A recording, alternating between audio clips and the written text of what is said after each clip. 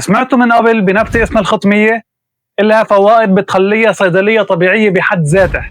الخطمية بتساعد على تهدئة السعال والبلعوم وبتلين الشعب الهوائية، يعني مفيدة كتير ليلي بعاني من التهاب القصبات أو حتى جفاف الحلق. كمان بتريح المعدة وبتساعد على علاج التقرحات والجهاز الهضمي. أما أوراقها وجذورها فبيستخدموها كملطف للبشرة ومضادة للالتهابات، يعني وحدة من الأعشاب الشاملة يلي بتخدم صحتك من راسك لقدمك. جرب الخطمية وخليها جزء من روتينك، رح تكتشف ليش من زمان كانوا بيعتبروا الخطمية علاج طبيعي ما بيتعوض.